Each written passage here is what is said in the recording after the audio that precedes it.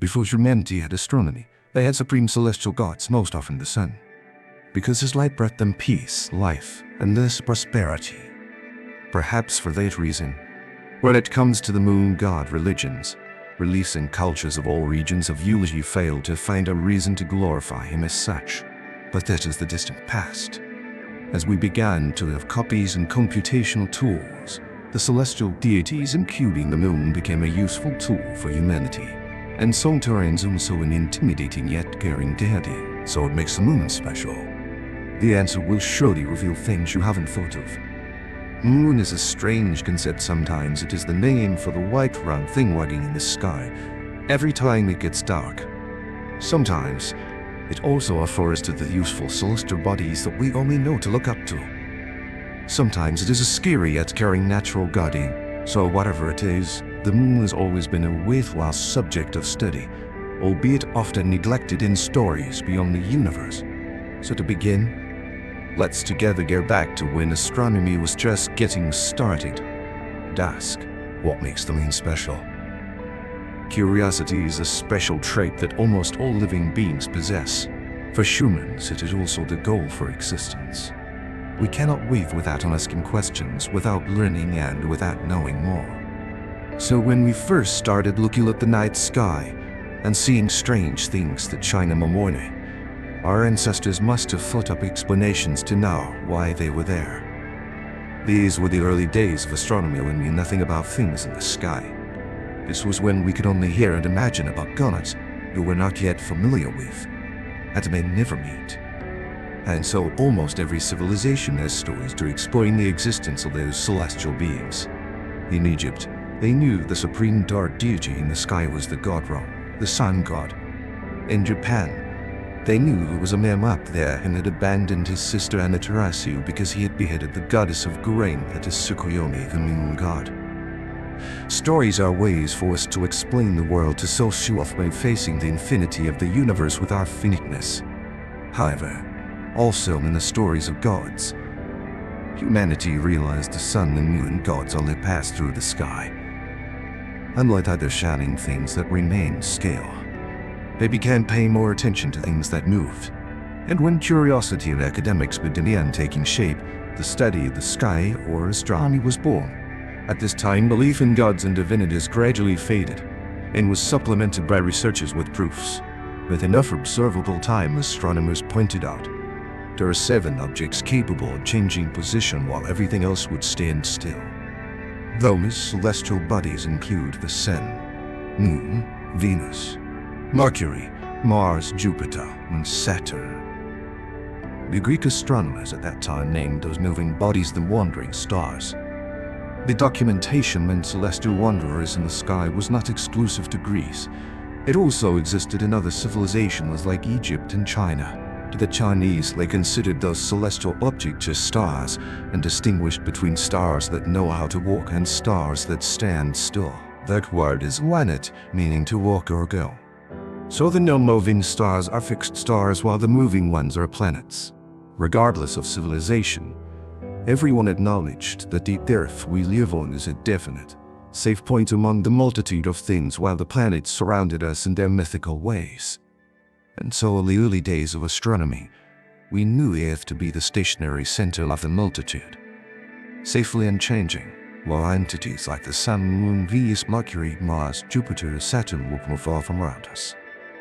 This is the geocentric model, staging Earth as center, and everything else revolving around us.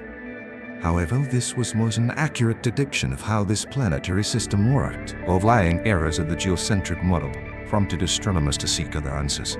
For example, why are Venus and Mercury so close to the Sun? We almost never think of them being anywhere else in the sky, like how the Moon and other stars wander, or the planets Mars, Jupiter, and Saturn having to eternally accompany the distant planets as if compelled to. And so, till Nicholas Copernicus shook up, who made this assumption, we did not have a more accurate model for this planetary system, which is the Chilean entry model developed by Copernicus. When the invention of telescopes came about, everything opened up even more. The existence of telescopes allowed us to see farther stars, more special stars in a wider sky. From there, new knowledge and new couples were created. Humanity gained a more precise outlook on the world around them. In 1781, William Herschel discovered Uranus and increased the number of known planets around the Sun to 7. At this point in time, the Moon was still called a planet, but it did not orbit the Sun. It orbited Earth instead. Afterwards, astronomers also found dozens of other small planets beyond Uranus in space. In 1801 series 1802 Pallas 1804 1808 1807 Vestine, then things started going bad. From then on, finding new planets became the norm as they kept naming newly found celestial bodies as planets. They only wondered why they happened to be on the same orbit as the major planets, why they existed, and why they were so tiny. The Big Four of Sirius, Juno and Vesta, were initially classified as asteroids, especially tiny planets that were being studied. But afterwards they realized these tiny planets were actually different from the dead planets discovered in ancient times. They did not shine like the Sun or were not created like the Moon, and they certainly did not burn like meteors that simply followed distant planets as if compelled to accompany them. And so in the late 19th and early 20th centuries, those bodies were temporarily given the name planetoid, meaning planet-like in Greek, because they were basically like stars that knew how to walk in the sky. But they were different, and so the temporary name planetoid was for classification. The year 1950 became an important epoch in astronomy history, because this was when the United States and Soviet Union constituting to each other in hopes of achieving the title of first nation to launch into space. By the early 60s, US thoroughly won when it successfully landed Apollo 11 on the Moon. However, this was also the period we thoroughly researched the Moon in the most attentive and skillful manner, because the divide between astronomers and lunar researchers became clearer, while still considering the Moon as a planet. It was obvious the Moon differed greatly from other planets. This silent confrontation was not really considered and evaluated because no one cared to argue why the Moon is not a planet like others, but the mantle of research in attempts to automatically classify celestial bodies started in main discoveries. And so when we found new bodies like Quasar, Cygni, Eris, Magnetic orbiting Neptune, classification became necessary. The problem now was how to determine whether Pluto counted as the 9th planet when Cygni was also big, Ceres was also big, and even Pluto's moon Charon was almost half its size. If Ceres counted as the 10th, then surely those other small planets must also be 10th planets. And if those counted as 10th planets, which would it be? Quasar, Cygni, Eris, or Magnetic, or all of them? The list dried out to nearly 40 planets around the solar system, which prompted astronomers to figure out how to redefine what counted as planets and what did not. But easier said than done. If we simply say small ones don't count, then Venus would definitely be out because Jupiter's largest moon, Ganymede, is bigger than Venus itself. Then Ganymede is a planet while Venus is just a planet-like body. Of course not. And so in 2006, the International Astronomical Union presented definitive definitions for celestial body ascending will be recognized as a planet if it meets 3 criteria. Firstly, it must orbit the Sun with diameter exceeding Cunning. Secondly, it must have sufficient mass to achieve hydrostat and equilibrium, forming a spherical shape. And finally, it must have cleared the neighborhood around its orbit and be gravitationally dominant. Thanks to these definitions, we could immediately recognize Pluto as no longer a planet, similarly for Ceres, Cygni, and even Ganymede, which suffered the same fate.